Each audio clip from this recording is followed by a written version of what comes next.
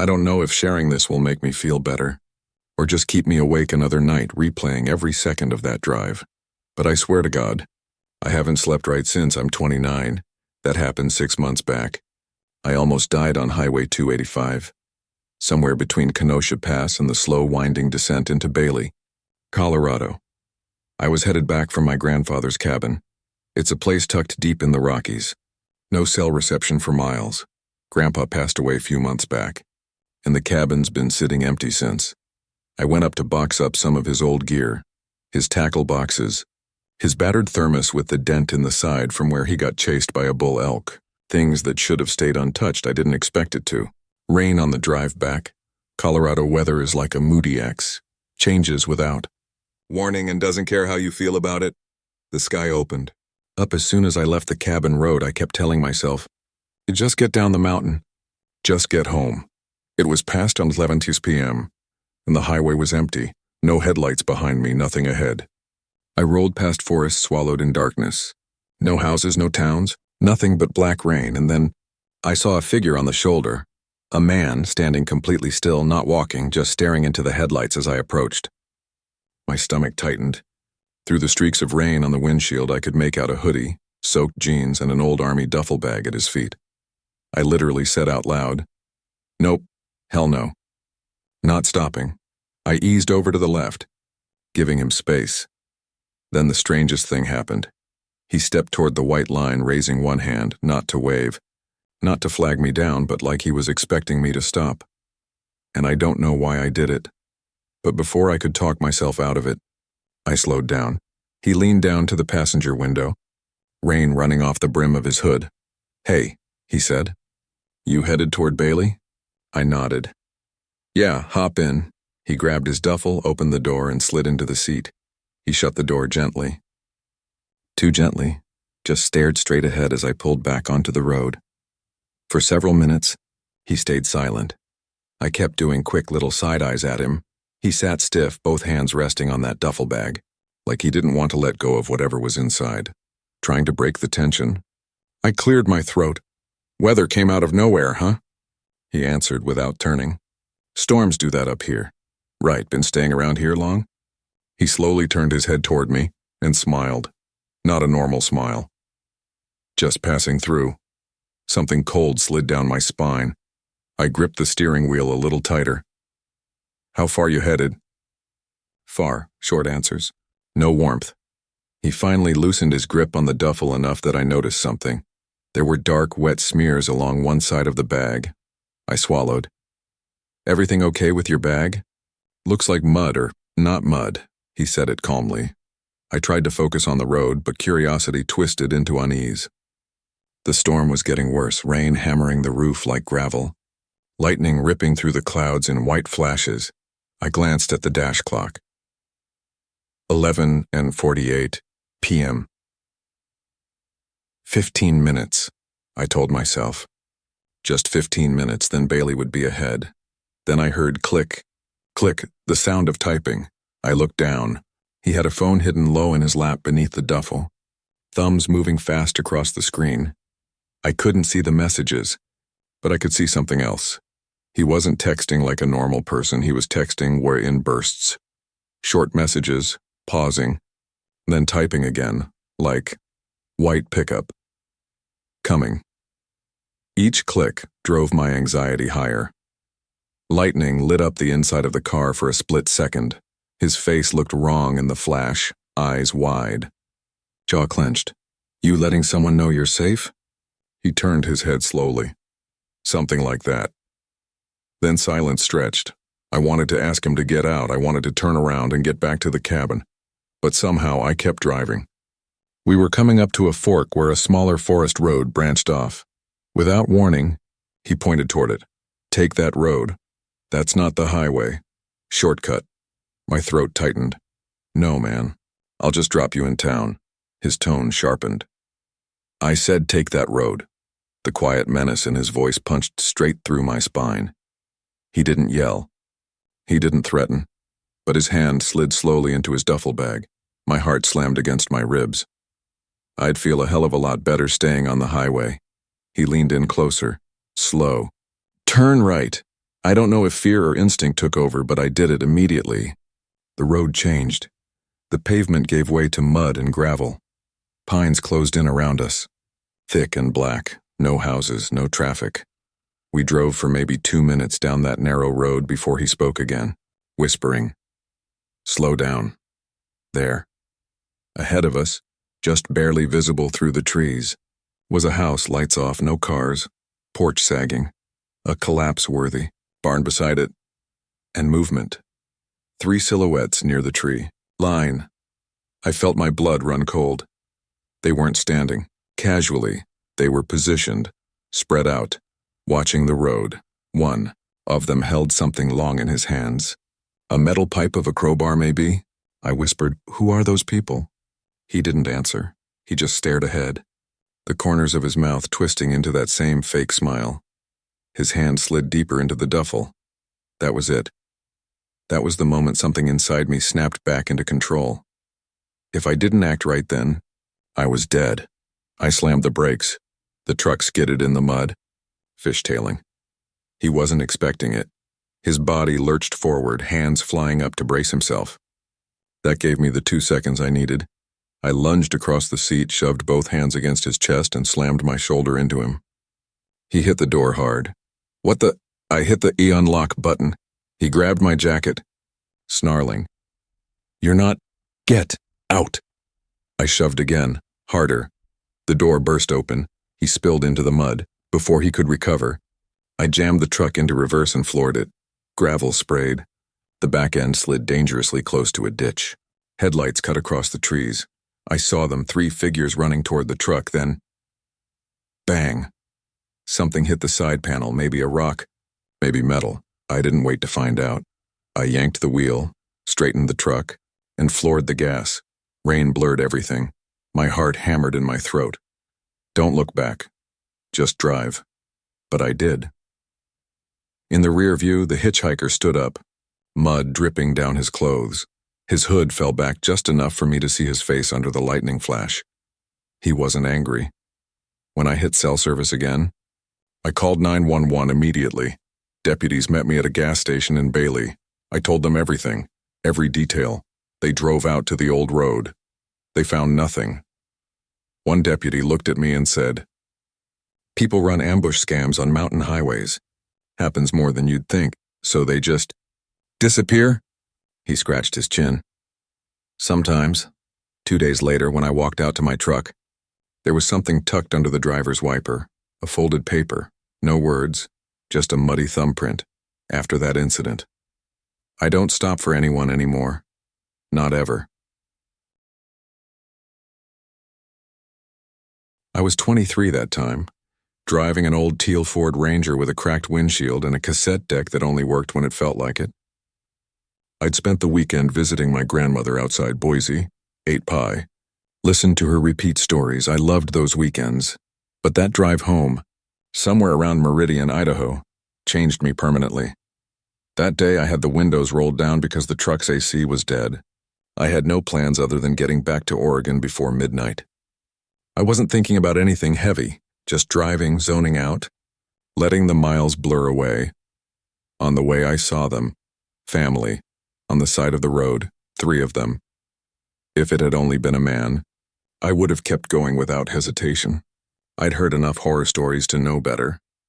But this was different, a man, a woman, and a young girl, maybe 10 or 11, standing in the sun holding a cardboard sign that simply said, West. The adults looked like they'd just stepped out of an entirely different decade. Worn-out clothes, faded, oddly old-fashioned. The man wore heavy wool trousers and suspenders. The woman wore a long, washed-out prairie-style dress. Both were pale, stiff, almost lost. But the little girl, she was dressed like a normal kid of the 90s, pink shorts, a t-shirt with a faded cartoon on it, sneakers. Her dark brown hair was messy. She stood slightly behind them, neither smiling nor looking hopeful like most stranded hikers. She was just blank, eyes unfocused. Far away. I slowed down automatically, I don't know why. Maybe it was the heat. Maybe it was that tiny voice that whispers, "What if they really need help?" The woman lifted her hand and waved weakly. Before I even realized what I was doing, I pulled over. They rushed in faster than I expected. As soon as I unlocked the doors, the man yanked open the passenger side and slid in without a word. The woman guided the girl into the back seat and then climbed in beside her, closing the door so quickly it startled me. Hey, I said, forcing a smile. Where you headed? The man didn't look at me, he stared dead ahead. Where are you going? Odd reply. I'm heading toward John Day, Oregon. Before I finished the sentence, they were already buckling up. No thanks. Nothing. The girl still hadn't spoken. We drove in silence for about 10 minutes. The woman kept a firm grip on the girl's wrist. The man's hands were planted on his knees, shoulders tense. After a minute, I tried breaking the ice. So, you guys from Idaho? Yes, the man replied. I waited for more. I didn't get any. I tried again. You visiting family or no? Short answers. Like they were afraid to speak too much. My gut tightened. Something just felt wrong. The girl slowly lifted her eyes, meeting mine in the mirror. That's when I saw marks. On her wrist. Red, circular, raw, like she'd been tied up. A chill ran down my spine. I tried to stay calm, convincing myself it could have been anything. Scrapes from playing, a weird rash. Whatever, but then I saw the fear. Every time the girl moved even a little, the woman squeezed harder. The girl looked away again. Back to that same distant spot on the floor, something inside me said, this isn't a family. This is something else. We'd been driving about 40 minutes when I saw a small gas station ahead. I'm gonna stop here, I announced. Bathroom break. I'll grab food. You guys need anything? The man didn't answer. The woman didn't answer, but the girl finally lifted her head and whispered, Can I use the restroom? Her voice was weak, shaky. Before I could say anything, the woman snapped, No. When we get there. Her grip tightened hard. My chest tightened with anger. We've still got 2.5 hours, I said. If she needs to go, she should go now. The man finally spoke, voice low and steady. We don't have time. I looked at the girl. Her eyes were begging. Hey, it's okay, I said. Use the restroom. It's fine. I saw panic, real panic. But she stood, pulling the girl out of the truck by her arm. We'll be quick, she muttered. Only the man stayed beside the truck. I headed inside the station store, feeling that heavy buzzing unease like a warning alarm in the back of my brain. The place was empty except clerk leaning on the counter. I wandered toward the drinks and snacks, pretending to browse, really stalling, trying to think. On the back wall, next to a rack of tourist brochures, was a bulletin board. Lost pets, community yard sales, and then a photo, a missing child poster, a girl, brown hair, quiet eyes, name, Abigail Carter, age 11, missing for 6 months. My stomach dropped. Her hair looked lighter in the photo. But the face, it was the same face staring at my floorboards. 20 minutes ago, my hands started shaking, sprinted to the counter. I need to call the police right now. The clerk stared at me like I was insane, but he slid the phone across the counter anyway. The dispatcher told me, do not confront them. Do not let them know you recognized her. Stall them. Keep them there. My heart hammered against my ribs. I hung up the phone, took a deep breath, and walked back outside. The moment the man saw my face, he knew. He didn't wait. He yelled, Run! The woman burst out of the restroom, dragging Abigail behind her. The girl stumbled, tripping over her own feet. They bolted past me. The girl cried out. Just one sound. Sharp, terrified. I sprinted. They let go of her. I reached the girl, grabbed her before she fell, and pulled her tight against me. She clung to me like she'd known me forever. Like she'd finally been found. You're safe, I kept whispering. You're safe. I promise. I'm right here. But she wasn't looking at me. She was staring at the couple running toward the highway, her face pale with horror. Police vehicles screeched into the parking lot. Officers chased the kidnappers down. But her voice broke. Hours later, I sat in a small interview room at the station, while Abigail talked with detectives in another room. A female officer stayed with her. She was crying, shaking, but she was present. The police told me just enough. Those people weren't her parents. They weren't any kind of relatives. They had taken her, and they were trying to get her somewhere else. I didn't ask details. When Abigail's real mother arrived at the station, that sound, that scream, a mix of relief and agony, I will never forget it. But I do know this. Every time you pass someone who looks out of place, lost, desperate, you have no idea what's really happening. I was heading home from a job in the next town over. Back then, I didn't really know what I wanted to do with my life, but I needed cash. So I was grinding away for this air conditioning repair company. I was used to leaving at a decent hour, but that night my coworker had called in sick and my boss practically begged me to cover his shift. Not that I minded. I just didn't like being out so late on these empty back roads. The drive between the two towns usually took about 45 minutes. I had slept like crap the night before, and the heat combined with the monotony made my eyes heavy. My brain was begging me to pull over, stretch, and shake off the fatigue, so I did. Pulled to the side, shut the engine off, and stepped out. I jogged a little to wake myself up, figuring a few minutes wouldn't hurt. But when I tried to start the car again, nothing, dead as a doornail. My heart sank. I hit the ignition a few more times, cursed, and tried the tow truck number. 10 times at least. Straight to voicemail every single call. And that's when the first wave of real unease hit me. I was alone out there, no cell service to speak of, on a road that didn't see traffic unless you were delivering something shady. I muttered some expletives under my breath, leaned against the hood, and tried to calm myself down. Maybe half an hour passed like that, sweating and pacing when I saw headlights through the darkness. The truck slowed down and stopped a little ways ahead of me. A man got out. There was something wrong about him. I don't even know how to explain it. It was instinct, that gut-level sense of wrongness. He had oversized shirt hanging off him, baggy jeans, and a mustache. Worse, the guy reeked like sweat, smoke. "Everything okay, buddy?" he asked, stepping closer. I forced a laugh. "Yeah, car won't start. I'm trying the tow truck." He squinted at me. "You heard the radio? They're saying everybody in the area should get to shelter. Big storm coming," I blinked. That didn't sit right. Last-minute storm warnings weren't really a thing around here. I knew my skies and nothing looked off. Still, I didn't want to be rude. Haven't caught the radio yet." I mumbled, dialing the tow truck again. Still nothing. That's rough. "You need a lift? There's a gas station about 20, maybe 30 minutes down. I can drop you off if you want." I hesitated. My gut was screaming at me, but I was tired, frustrated, and the thought of spending a night out there alone, especially with a storm coming, pushed me to agree. "Yeah, all right, I guess." I grabbed my wallet and phone, sliding into the passenger seat. The smell hit me immediately. Sweat, grease, cigarette smoke, and something like old trash. He leaned back and started the truck. "Not carrying nothing right now," he said with a shrug. "Just heading home after being gone a few months." The ride was weird. I tried small talk, mostly one-word answers, but he kept leaning in, staring. Not normal staring, like he was measuring me, studying me piece by piece. "So, you got someone waiting for you at home?" he asked. Yeah," I muttered. "Family? Girlfriend? Anyone real important?" I clammed up. My throat tightened. I didn't answer. He chuckled lowly, and I noticed him sniff the air like he could smell my fear. "Where you live?" he asked next. I kept my eyes on the road outside, giving vague answers. Every now and then he leaned closer, the stench overwhelming. I could feel the sweat on his arm brush mine, and I shivered. He kept asking questions, seemingly harmless, but the way he said them, slow, deliberate, heavy with curiosity. Finally, I spotted the gas station. My chest lifted a little, relief turned to unease fast.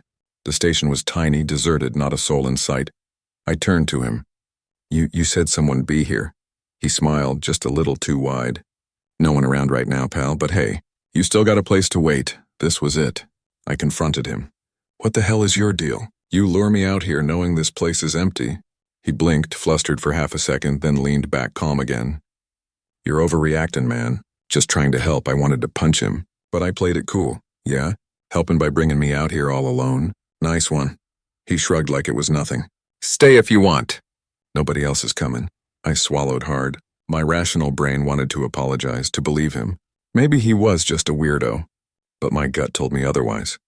I said I needed to use the bathroom. That wasn't true. I just needed a second to think. As soon as I rounded the corner of the building, I caught movement by the truck. He had run to the back. There were voices. Someone else. He never said a word about another person being there. I crouched behind a bush, heart hammering. "Oh God, oh God," I whispered. The man said, clear as day, "This one will do." I didn't wait. I bolted. Across the dry, cracked dirt over rocks and brush.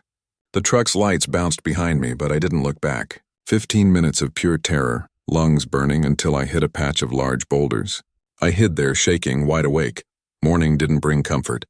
Just daylight, silence, and the memory of how close I came to whatever they had planned. After that night, I learned one thing for sure. Never ignore your instincts. Not ever. Better to be rude, suspicious, or wrong than to risk even a fraction of what I almost went through. That night still haunts me. I've never told anyone this story fully, not the way it really happened. It's one of those nights you wish you could erase, but it sticks with you forever. It all began with a road trip I took with my friend Colton. We'd been planning it for weeks. Our destination was a small music festival a few states over. Just a couple of guys, some camping gear, away from everything familiar. We left around 8 in the morning, bright sun and the road wide open. I drove first. The first few hours passed quickly, but I started noticing little things, tiny signs that something wasn't quite right. The first was my unease. I couldn't sleep when Colton took the wheel. My body felt restless, heavy, and my mind refused to shut off. By the time it was my turn to drive again, I was exhausted, but I managed to keep my eyes on the road. Somehow, in all that fatigue, I didn't notice the gas gauge creeping toward empty. It wasn't until the car sputtered violently that reality hit me. The engine coughed and died mid-lane. I slammed my hands on the wheel. "Shit!" I yelled, panic immediately rising. Colton jolted awake. "What?" "What happened?" he asked, fumbling for his phone. "Gas," I muttered. "We're out of gas." He checked his phone, scanning the map. "Nearest station. 4 miles up." "Dude, we're in the middle of nowhere." He wasn't wrong. Darkness stretched in every direction. No buildings, no cars, nothing but flat plains and the glint of moonlight on the road. My stomach twisted. A small, nagging voice in my head told me we were already too exposed. We argued our options briefly, calling for help, waiting. Nothing felt right. Finally, Colton said, "I'll walk. I'll get the gas. You stay with the car." He tried to sound casual. It was 1 a.m., dark enough to hide a shadow, and he was going to walk 4 miles to a gas station by himself. I stayed behind, kicking myself for our predicament. That's when I saw the first set of headlights, way too bright for comfort, creeping down the road. I thought it might be Colton returning, but the speed didn't match a casual driver, maybe 15, 20 miles an hour on a 60-mile-per-hour road. Slow, too slow. They passed me and disappeared into the distance, but then they stopped, did a 3-point turn, and came back. I took my phone, shaking so badly I could barely dial Colton. No answer. I called again. Still nothing. My rational mind told me to stay put, but my gut screamed, "Run." I did the stupid thing. I left the car, locking it behind me, and started jogging down the shoulder. The night was dead quiet. 15 minutes into jogging, I still hadn't caught up to Colton. My chest ached, lungs burning, fear and frustration colliding. Then I heard it, the ring of a phone. Dim light in the grass. "Colton, Jake!" he shouted. "Down, down!" I dropped to the ground, heart hammering. The headlights appeared again, inching slowly down the road like they were hunting. We crouched in the tall grass, barely daring to breathe. The car slowed, paused, crept forward, scanning the area. And I realized this guy wasn't just passing by. He was looking for us, Colton whispered. He tried to grab me earlier. I ran into the grass. My phone, it flew out. I couldn't move. He barked, like he was hunting. My stomach twisted. My legs felt like lead. We need to move now, I hissed. We bolted, sprinting blindly through the grass. The headlights never returned. Finally, the gas station lights appeared in the distance. Relief surged, but fear didn't leave. We reached the doors, slamming them shut behind us, sweat and dirt coating our bodies. Colton collapsed, shaking, face pale, eyes wide. "We need to call the police," I said. Colton nodded, still catching his breath. "Describe him, the car." "Everything." We gave every detail, the slow crawl of the headlights, the attempts to grab Colton. The Chevy was safe back on the road, but the guy, never found. I hate myself for what happened, for letting it come this close. But I learned something important. Never, ever underestimate how fast a normal night can turn into a nightmare. And I will never let a gas tank get that low again.